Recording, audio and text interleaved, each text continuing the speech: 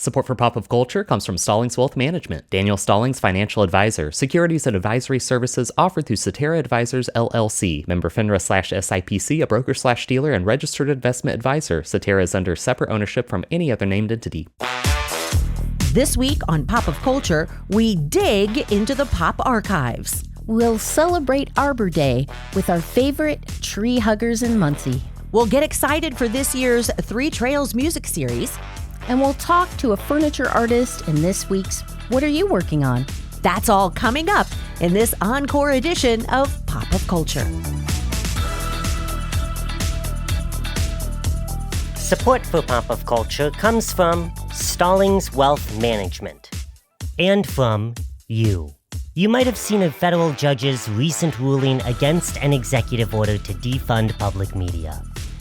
This does not reverse our loss of federal funding. So, you are the reason local programming is still on IPR. Give today at indianapublicradio.org. From IPR, this is Pop of Culture. I'm Kara DuQuette. And I'm Michelle Kinsey. This week, we dig into the archives to unearth some cool interviews from previous pop seasons. And later, we'll hear our interview with the local artist who makes the Indy 500 wreath. But first, Arbor Day is April 24th this year, and Minnetrista Museum and Gardens is hosting its annual celebration the next day on April 25th. Our producer, Luke, spoke to James Edwards from Minnetrista, as well as Erica Oliver from Ball State's Dr. Joe and Alice Rinard Orchid Greenhouse in Season 1. So let's talk Arbor Day. What are we doing with trees? Or what are you doing with trees? It's really a celebration of urban forestry, and I'm lucky enough to sit on the urban forestry committee committee board chair. I don't know what you would call it. It's the Urban Forestry Committee. And so I sit on that with that group, and we're really just celebrating urban forestry. And so that day, we offer saplings to give away. We offer planting demonstrations. That day we'll have a mobile exhibit out in the parking lot called Woods on Wheels. It should be a cram-packed day full of excitement. Last year we saw over 750 people, and I expect more this year. It was a wonderful day to celebrate trees and urban forestry. Is it hard to grow a tree? I wouldn't say it's hard to grow. I think most urban trees are not slated for a long life. There's a lot of concrete, a lot of root disturbance. There's cars and heat island effect. So urban trees have a shorter lifespan than a native forest, and so we have to replace them quite frequently.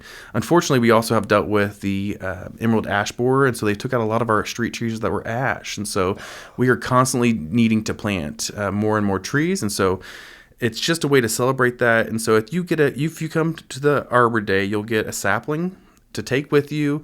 You will get a little care information about how to plant it. You can watch a demonstration how to plant it. My favorite thing is when I see people bringing pictures of their trees they planted 3 years ago. And then every year I get to see a new picture of this tree that they took from an Arbor Day event. And so I would not say it's difficult. You just want to be strategic about it. You want to plant the tree in the right place for the right plant. So if it's going to be out in the open, it needs to be able to handle full sun.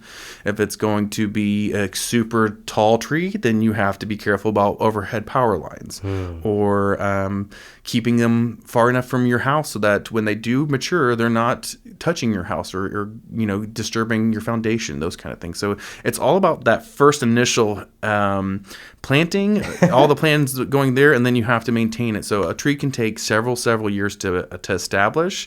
I would say with you plant a tree and you get it to 5 years into the ground, then you're pretty much well off to the races. Okay. But there could be, dry spells in between there. And so that first year, you're going to water much more frequently. The second year, you're going to still keep an eye on it. Third year, the same thing. And then fourth and fifth year, you're kind of getting off to the races and starting to establish. And then you're going to start thinking about pruning and making sure you have a good structure in that tree. It's interesting that you would say, once you plant a tree, it's not like, like it's done. Like it is a commitment of time. Yes, it is a commitment of time. And it's not like you have a full-time job or anything, but it's just checking in with the tree, just making sure that it's got a good growth pattern, making sure that during dry spells it's getting supplemental watering to get those roots out there. It's just establishment, really. And it's just, I think a lot of people think you put a tree in the ground and it's established for 1 year. Mm-hmm. Well, that's great. Who knows what's going to happen or what's happened over the next summer, or how wet of a winter it was, or how dry of a summer it was. Are there, because this is the part that I struggle with keeping plants inside alive, is checking in on them, seeing what they need. Are there resources that people can use to help them? Like, say they're planting a tree for the first time, they go to Arbor Day, they get their sapling. Are there resources that they can use to, I guess, check in on their tree? I think there probably are resources out there. You'll learn a lot at the Arbor Day itself. But then you have the Purdue Extension Services that are available. We often get calls ourselves from Minnetrista, but then also a local arborist is going to be your friend for your trees. They are your tree specialist. And so if you have a nice wooded lot, you probably should have had a conversation with an arborist at some point in time, just to make sure that your trees are healthy and off to the races. But also, keeping up with some of those other pests. So if you heard about emerald ash borer, then that's kind of past now. That kind of has already happened. So if you were having a bunch of ash trees, because they're dead now. And so if you would have got ahead of that and stayed up to date with what's possible, you could have been treating them and they would have been still thriving. So it's kind of it's not a big project to have a tree in your yard by any means, but you just have to check in on them. And if you're seeing something odd, take pictures, use the internet, find resources. Anytime you want to find a resource on the internet and you want it to be scientific based, type .ext at the end of it, and it's going to be an extension article probably, and that's going to be the best way to get the scientific approach to it. Gotcha. I don't want to bring the interview down, but are there current threats to trees or plants that we should know about? Yes. So current threats could be sudden oak wilt disease. Did you say sudden oak wilt disease? Sudden oak death is what it's called, actually. So sudden oak death. And so I did this to myself. Yeah, so there's always pests. There's, we are a global economy, so pests are coming and going from shipping containers, from people, from plant material itself. And so there are always going to be new pests, and you just have to kind of stay updated a little bit on that. And just so you can be ahead of it. And if you have a pest, then that takes out a plant, then you just want to be smart about replacing that plant so that pest doesn't attack the new cultivar or the new species that you're going to put in that space. Gotcha. James Edwards is the Associate Director of Horticulture at Minnetrista Museum and Gardens. We also spoke to Erica Oliver, the Environmental Education and Greenhouse Coordinator at Ball State University.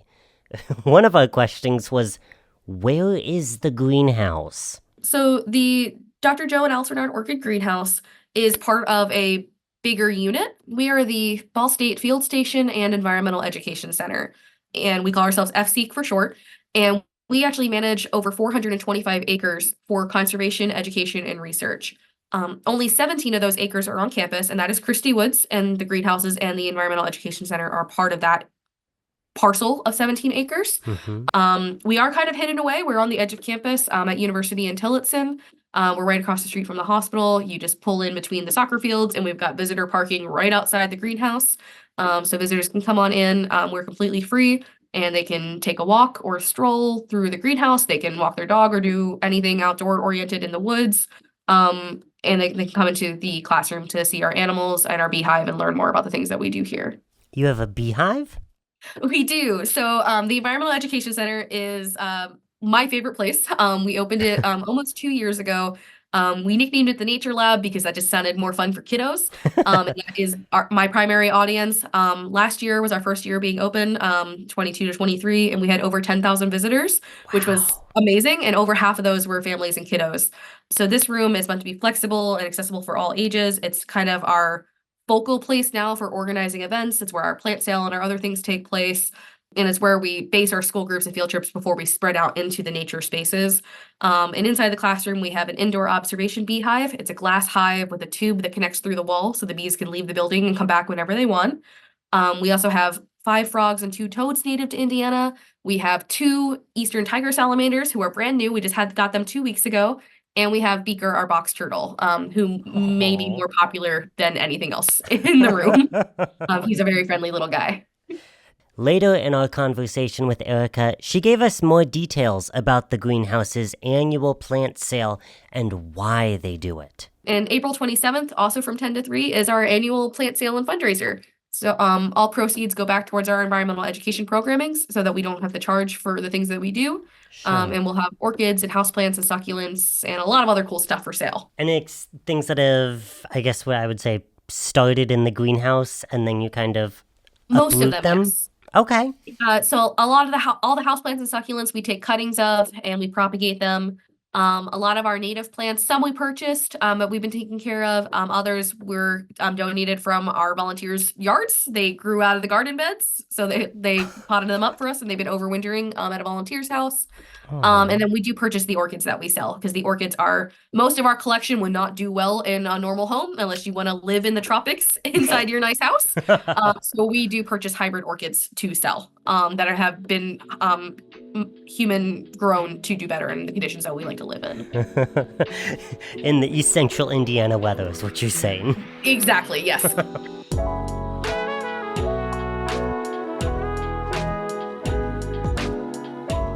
It's Arbor Day, and the pop team is out hugging trees. Celebrate Arbor Day at Minnetrista Museum and Gardens on Saturday, April 25th from 9 a.m. to 1 p.m. And don't forget the Ball State Greenhouse Plant Sale on Saturday, April 25th from 10 a.m. to 3 p.m.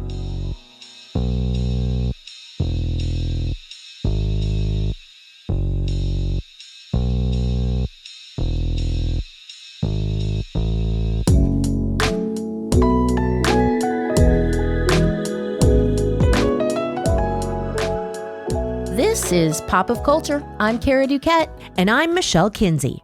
We're counting down to race day for the 110th Indianapolis 500 this upcoming Memorial Day. And for over 30 years, one local artist has made the flower wreath given to the winning driver. We spoke to Julie Harman Vance in Season 1, Episode 17. Julie, first tell me about your history in all things plants and flowers. Tell me a little bit about your business. Well, I started my business in 2007, but prior to that, I worked from 1988 on down in the Indianapolis area at flower shops. What was the interest? Why flowers? Why flowers and plants? I fell into flowers. I was an artist from birth. I mean, the creative mind, the Crayola kid, the art classes in high school. Yeah. I did all kinds, anything artistic. My main goal was to move to Broad Ripple for, excitement. Yes. And I did start college for art in Indianapolis right after high school. But I found a job in a floral department at Kroger Castleton, and I loved it. And then I had a couple older people kind of take me under their wing and teach me the business. I worked there shortly, and then I moved on to full-fledged flower shops. But after that, it was my medium. Were you surprised that you could do so much with your desire to be creative within the realm of flower arranging? Yeah, I did not know the floral industry, and a lot of people don't understand what goes on in a flower shop, what they do, It's a big misconception that it's all beautiful and good smells, but it's extremely hard work, and it's all last minute. And you have to be a fast designer to be a successful designer. Most flower shops consider funeral work their bread and butter. But I've fallen into a lot of larger events and Flowers for Business. One of those events is a really, really big event, Julie. I mean, probably the biggest this state has. Especially in the summer, in May. Of course, I'm talking about the Indy 500. Talk about your involvement with the big race. Well, I am the designer for the last 33 years that creates the winner's wreath for the winner. And the wreath that I create is the most photographed flower arrangement in the world. That's awesome. Just to hear you say that sentence, does that freak you out? I mean, to let that sink in for a second. the most photographed flower arrangement in the world. Yes, I would say so. Can you think of another? Wow. I cannot. I mean, there's the Kentucky Derby blanket and Yeah. the wreath for the unknown soldier. But No, it's wow. Well, tell me how this arrangement came to be. Did they have some sort of application to do the wreath? no, Was there a competition? How did it I work? got lucky, but I also feel like it was destiny. In a sense, I was 22 years old and working at a flower shop at Keystone at the Crossing. We had a great business there. I worked for a man and wife that are dear to me still, were like my parents away from home when I moved. Wow. They owned the shop. So they went to church with a man that was working for Borg Warner. He was a litigator. And that year, Bill Cronin, that created the wreath for 32 years prior to me, the only other person that did, he passed away. And so Borg Warner was seeking a good florist, and he said, hey, I know a great florist. Wow. So that's how we acquired the order, and I was the designer there. So the three amigos here, we came up with how it looks now. And Dan actually handcrafted the letters for several years in the beginning. I do have them professionally cut out now, but when we put 33 orchids around the wreath, we thought that was so cool, and we mentioned it to Borg Warner, and they thought, well, let's keep that. So before I made it, it did vary in the way that it looked. And Sure. I'm sure that Bill was trying to figure out what the best way to go with it. Yeah. So I at least had all his years behind me when I started. I love it exactly how it is. Yeah. I wouldn't change it. I think it's perfect. Yeah, and so the letters that I'm looking at in the photo, first of all, in the shop, I have to point out that as soon as you walk in this beautiful shop, you see a wall of memories, of 500 memories with wreaths everywhere. And those are wood? Is that wood? Yes, Wood right cut? behind you. Yeah. They're ready to go. Oh my The gosh. twins are ready. That's awesome. So these are going to be the actual Yes. wood letters that are on the wreath this year. Yes. Very cool. Very I don't know cool. for sure, but it might be the last time because Borg Warner has changed their logo recently. So something we're going to talk about after the race. So may look a little different. So It's possible. So how do you take this on every year, and what is your inspiration? When do you start thinking about it, and how does this unfold for the race each year? Well, I'm constantly thinking about Yeah. it, and it's been a constant challenge to keep the exact same materials in stock because a lot of things they've discontinued. So if I catch wind of it, I'll buy a whole bunch. wow. And Yeah. I'll figure, I can make this many up until I'm 89. I'm good. I bought enough. So I do. Like the polyurethane wreath was an issue. Oh, yeah. So I have case after case. This year the ribbon was discontinued. Wow. So I did find it. Like the ribbon company sold it off, and I found it, and I bought as much as I could. So. Wow, the black and white checkered ribbon Well, is no, what you're it's the referring red, white, to? and Or- blue. Oh, the red, and white, it's like blue a one. French wired ribbon, Okay. and you start searching online, there's just nothing like it. So. Oh, wow. And As- go ahead. As far as the flowers go, Yes. my wholesalers are on board. They know, but we start talking a month or two Yeah. ahead, and then the flowers came today. So they usually Oh, come really? about Tuesday. They're right there. And they're fabulous. Those are gorgeous. This year's from the Netherlands. Oh, wow. And I was researching, it's a family-owned company, so I'm excited later to reach out and send them a picture, even if they knew, gosh. Because they did go to a flower market first before, so they may not know where the orchids went to. I So see. hopefully Yeah. that'll be special to them. So how are you tracking them down? How do you get Well, the box had a lot of information. Yeah. And and it's not in English, but I Googled this word, Yeah. and I found out this is a great big floral market interchange, and you can see like trainloads of flowers where buyers sit and buy. So they probably don't know that's where they're headed. Yeah. So I would think as an orchid grower, that'd be a huge privilege, right? Yeah. And so these are just a beautiful white with like really bright pops of yellow, and would Like you a say that's burgundy, fuchsia, like a burgundy Yes. center. That's what Yeah. I'm shooting for always. Sometimes it's not the case. Yeah. But I'm very happy with those. Now And- you'll see that one over there had like a pink middle. Oh, yeah. But I mentioned earlier, he had a pink car and a pink suit, and it looked really nice. Oh, yeah, that is nice. It was a coincidence. Absolutely. So do you know the name of this particular orchid? Like what this variety is? The Other variety, than beautiful? Yeah. The variety name is Virginia. Oh, Virginia. Okay. And so what made you decide on the Virginia orchid like that for? Well, as I the mentioned, plan? for years I did the Fort Knox Angel Flight, and that company disappeared on me. They were 5 inches across, a stark white, and they had a nice burgundy center. So I'm constantly trying to find one that looks like that. That's similar? But okay. it always depends on the growers and what they have available in their crop. And so it's kind of a battle of the countries right now who gets my order. So this year I have Holland orchids. Yeah. Have you ever had a year or season where it looked like, ooh, that orchid's not going to be available? Yes. And then what did you do? Right here. So that was the year I had 3 different country orchids in here, but there was a lot of bad, and my wholesalers were able to FedEx some from New Zealand, and I got them on like Thursday. That was Thursday. Oh my gosh. That was stressful. So yeah.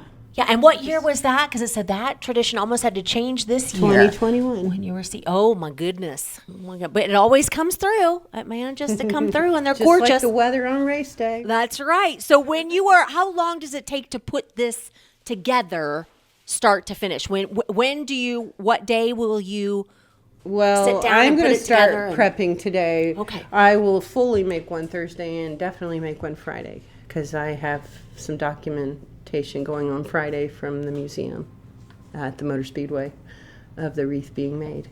Oh, wow. Yeah.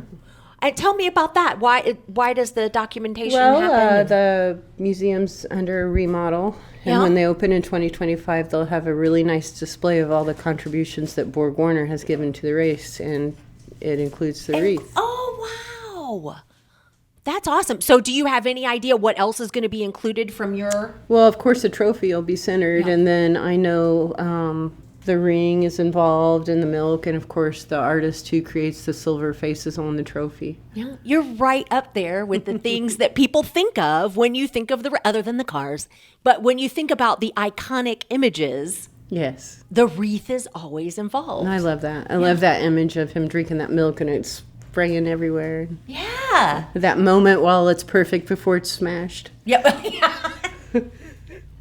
So what happened to the wreath after, like we're looking at a photo right now of a driver who has the wreath after what happens to the wreath after that? I think the drivers really love that wreath. They take I it usually get a call right after the race asking how we can preserve it. Oh my gosh. If Penske wins, we have a little routine where I ship them silk orchids and they replace it in their dried greenery.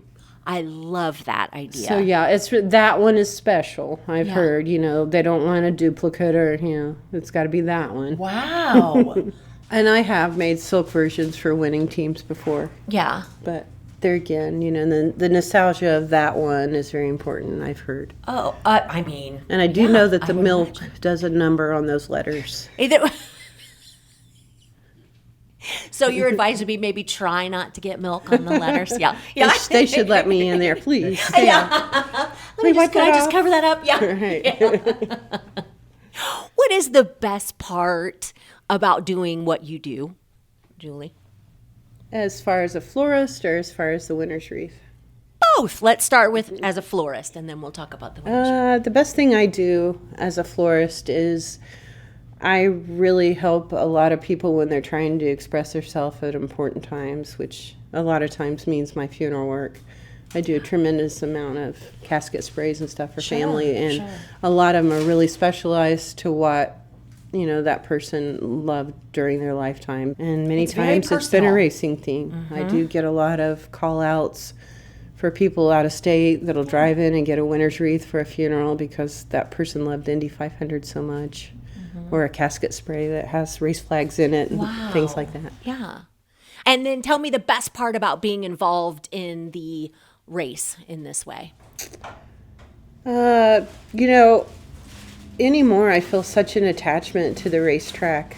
It just feels like it's part of me now, and I just have such a sense of pride and such a sense of Indiana pride, Yeah. Do you go to the race every year? Yes, I do. Thanks to Borg Warner. Oh, I have wonderful tickets and nice. Harman parking. Oh, Might oh, I add. all right, fancy. That's awesome. How long do you see yourself doing the wreath?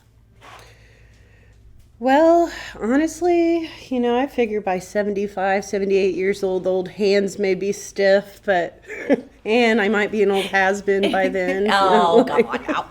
Yeah, I think several decades left of doing the wreath. I hope so, Yeah. yes. And since the style never changes, I'm good. Yeah. You can see Julie's work this Memorial Day weekend, being worn by the winner of this year's Indy 500. If you're taking a pit stop on IPR for Pop of Culture, you can race through all of our previous seasons on YouTube, Spotify, Apple Podcast, and IndianaPublicRadio.org.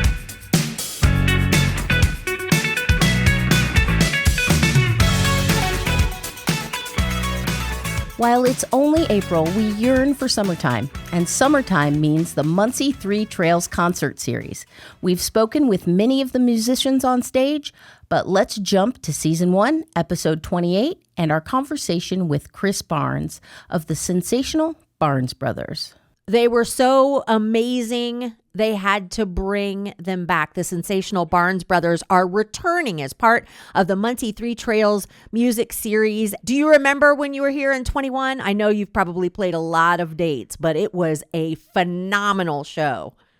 I absolutely do. It was one of our first dates after COVID. Yes. Or post-COVID. So yes, it was a very memorable show. The setting was everything. It was beautiful outside. Yes. I love the stage that we performed on. And I got to bring my sister along. So it was very memorable. Yeah, it was a great show, which leads me to my next question. Before we kind of get into the history of the group, we have got to cover the fact that I believe the Sensational Barnes Brothers covers just about every genre that exists.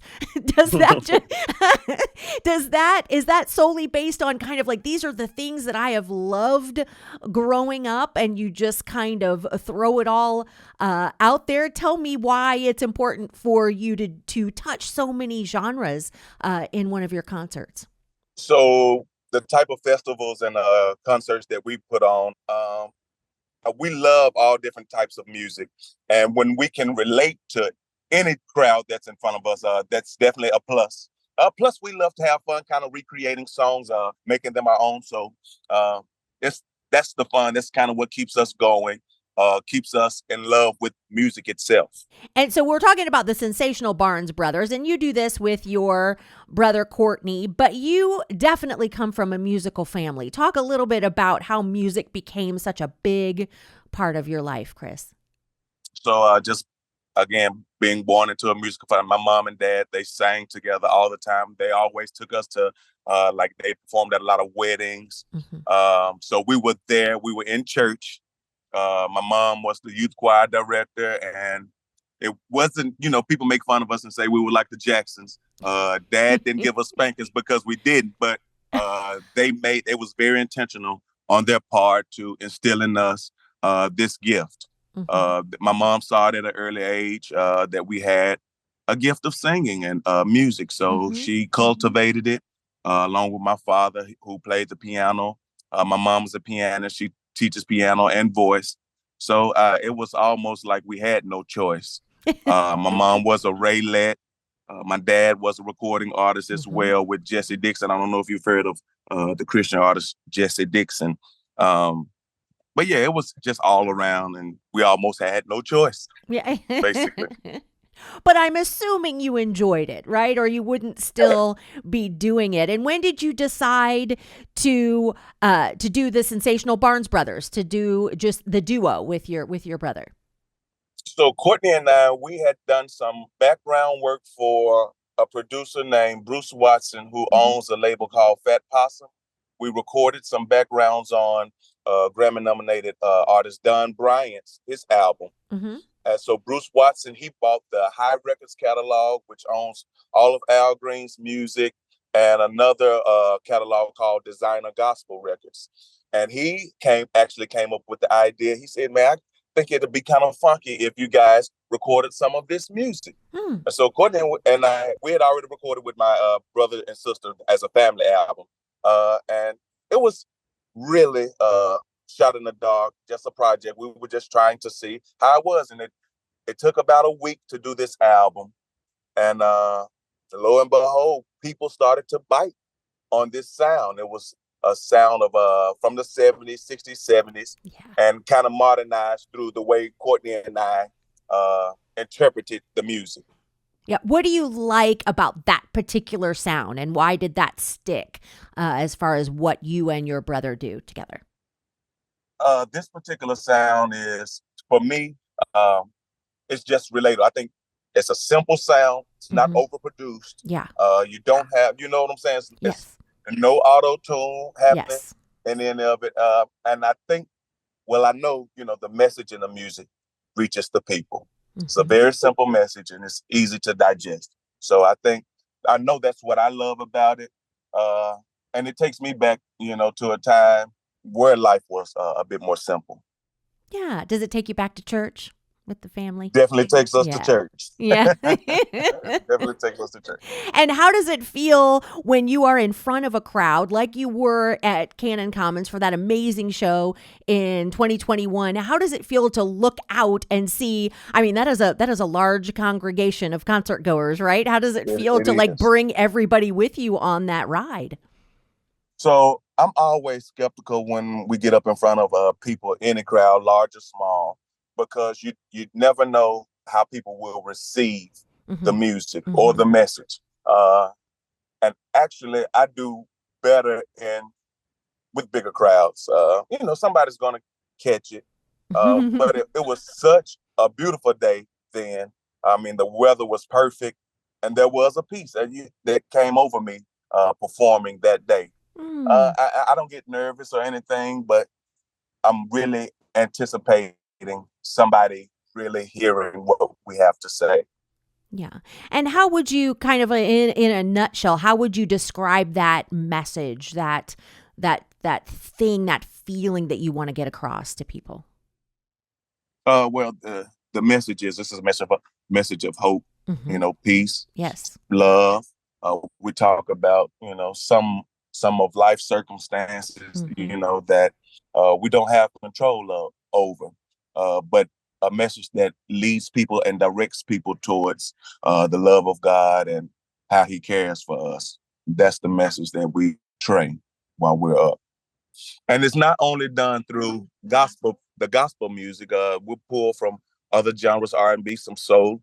We've even included some soft rock into our set now. So, but the message still remains. Yeah. And see, that goes back to my point earlier that you touch on so many different genres, but it's still your vibe. It's still the Sensational Barnes Brother vibe, right? Yeah. Correct. Yeah. So where are you at right now? Are you on tour? Is it taking you all over the country, or where are you at right now? So actually, I'm in Atlanta right now. I'm vacationing a little bit. We just came off the road on the East Coast about 13, 14 days. And I took a little vacation for a few days, and we're headed you guys' way Saturday. Yeah. And we're still touring. Wonderful. Wonderful. So what's next for the Sensational Barnes Brothers? What's next? Well, we're currently finishing up an album. Nice. That we hope to drop late fall at this point. I can't really see it being any sooner than that, but late fall, we hope for a release of either EP. I'm not sure that it'll be a full-length album, but definitely you'll get 6 to 8 songs on this album of original music. Great. Oh, looking forward to hearing that. And one more question. I know the last time you were here, your sister joined you. What does it feel like I know a lot of people say, when you get together and you're part of a band, it becomes family, but you actually perform with family. How special is it for you to get on that stage and look over and see your brother there? Well, it's actually, it's comforting because we've been doing it so long. So the thinking part that element, or it just doesn't exist. And I have my brother on piano, who's the MD. So the creativity part that happens when we're trying to figure things out is much easier. The communication that way. It's challenging as well because we are our own people. We have our, Oh, I know. Yeah. Sometimes you know how it is with family. It's all love, but time away does good. you know. But no, it's an amazing feeling. It's a blessing to be able to do this with family and close friends and the members of the band that aren't blood related. We've become even closer, and that bond continues to grow stronger. This year's Three Trails concert series will be Saturday nights from July through September at Cannon Commons in downtown Muncie and the Brown Family Amphitheater on Ball State's campus.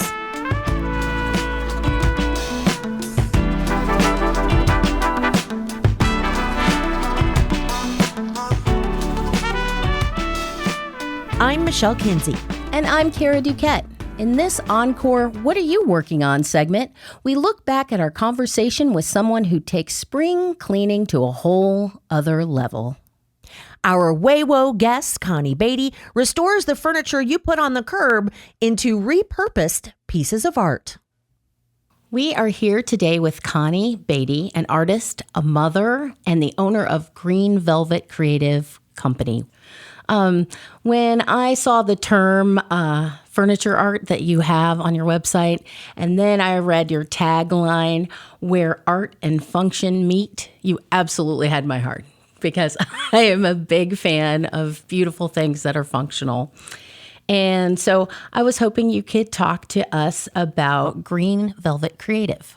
So I am a furniture artist, and if you don't know, I take pieces of furniture that have been otherwise discarded, whether it's at the thrift store or just the side of the road, and turn it into something beautiful and functional. Again, there is a huge amount of furniture that just goes to landfill each year, and I have made it a goal to minimize that just a little bit. So I focus on restoration, furniture art, and upholstery work.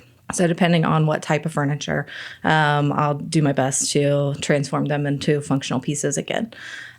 So my favorite of those three aspects is furniture art, and just using furniture as my canvas. Well, can you walk us through a piece of the furniture art? Sure. As your canvas? Sure. That's intriguing. Yeah. So I do a lot of custom work for people, as well as, those finds on the side of the road. So I take them a little bit differently depending on if somebody has a specific vision that they would like to see, or if it's one that I can just do whatever I would like to do. Those are the best. Yes, those are the best. Now the process behind, like getting ready to that point, it's the same process that I follow. I'll get a piece, clean it, and do the prep work to it. So if it needs repairs, it always will get sanded down and primed prior to anything else. And then if it's being painted, I guess if it's going restore back to original finish, I won't do that primer step.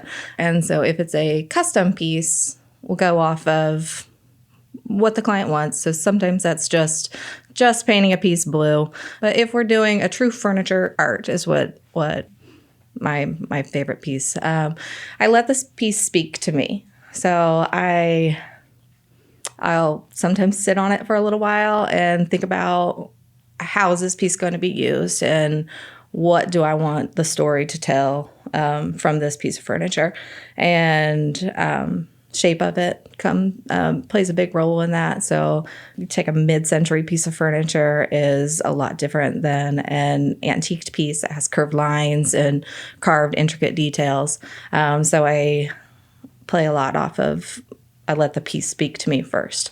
And so yeah, each piece is different, and I find my inspiration behind that. And then the painting begins, and I use a line of paint called Wise Owl paint.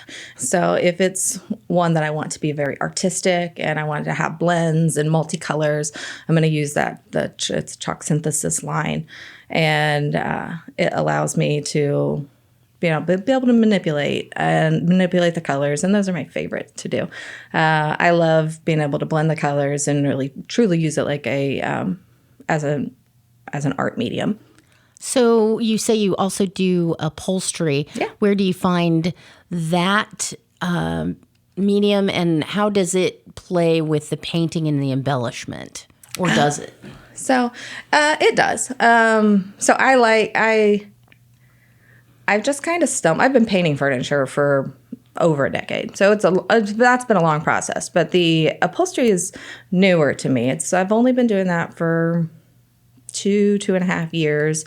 And I had a client that I knew pretty well, and she was like, I just want you to try. Like, this piece is bad, and I want you to try to fix it. And I've done like just, your dining chair seats, pretty basic thing. That's no problem. But she had an antique chair that was her grandmother's, and she just wanted it fixed. And so I did, and I tried, and everything that I've learned from upholstery is just taking it apart and putting it back together and watching some videos here and there on how to do certain things.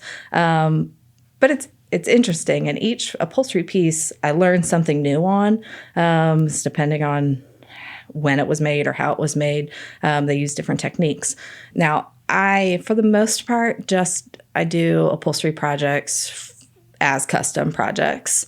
They take a lot of time, and they're usually big, so I don't want them just hanging out in my garage for a long time or something. So, but the upholstery clients, usually they want something really impressive and cool. If they're gonna put the time to have it redone for them. So, and sometimes it includes painting. If it has wood, like feature arms on it or something, then we can do some painting and a mix of the two art forms. But they are some of the coolest before and afters. So some of those old upholstery pieces are pretty rough looking, and then when they're done, they're pretty impressive. They look completely different. Yeah. You feel like a massive transformation often. Is there anything else you'd like to share with us about your art and your process? Or yeah, so I do. I would like to share. I do sell the type of paint that I use as well.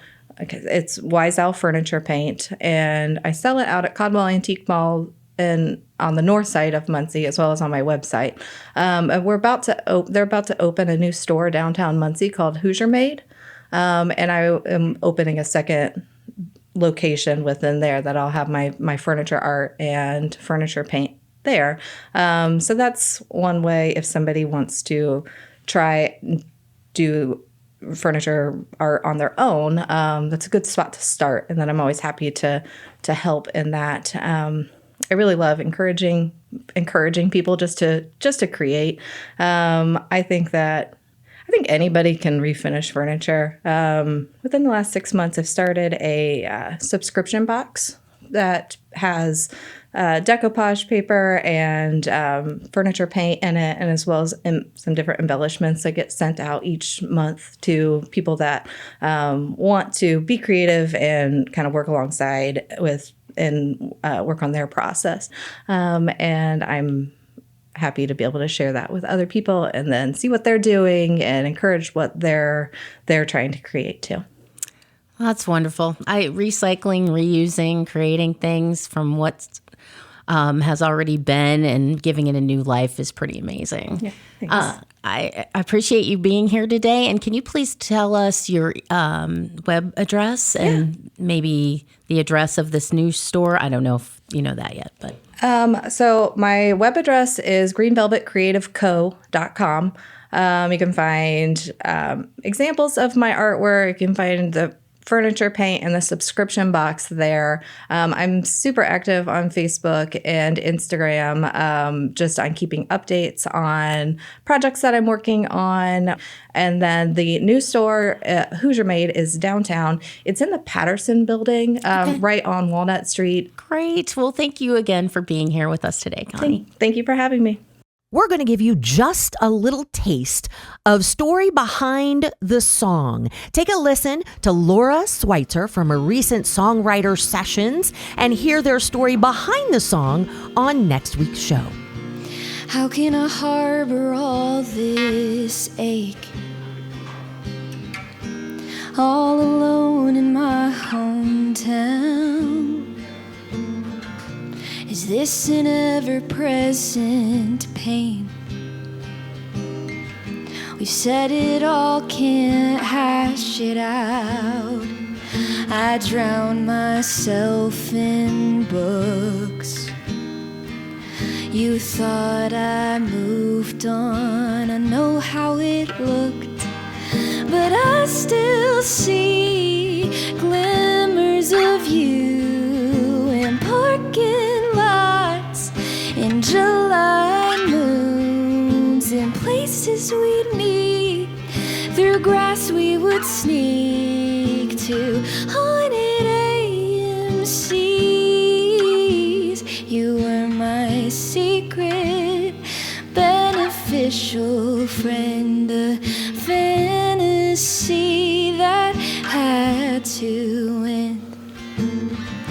Is this the zip code where you wed? I'm sure she'll be blonde and true, while I'm weeping in my bed. Lie through your teeth and say I do. I drown myself in work. I'm doing fine, I see your face in a clerk, but I still see glimmers of you in parking lots, in July moons, in places we'd meet, through grass we would sneak to haunted AMCs. You were my secret, beneficial friend, a fantasy that had to end. I know that I'll find better, might find better. I know that I'll get better, might get better.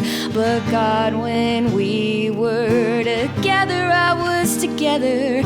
I've gotta get it together, get it together.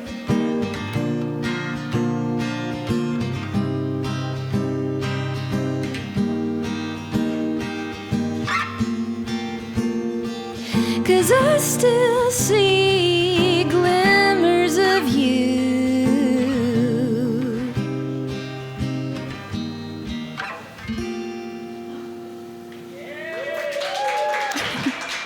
Thank you. Support for Pop of Culture comes from Stallings Wealth Management and from you. You might have seen a federal judge's recent ruling against an executive order to defund public media. This does not reverse our loss of federal funding. So, you are the reason local programming is still on IPR. Give today at indianapublicradio.org. And that's our show. Our digital content god is August Wild. This week was produced by Andrew Montavon, who is probably the readiest for summer break out of all of his peers at Ball State. We had production assistance from a still wishing he was on vacation, Luke Jones. Our audio fellow is Maya Doss. Our show was hosted by me, Michelle Kinsey. And me, Kara DuQuette.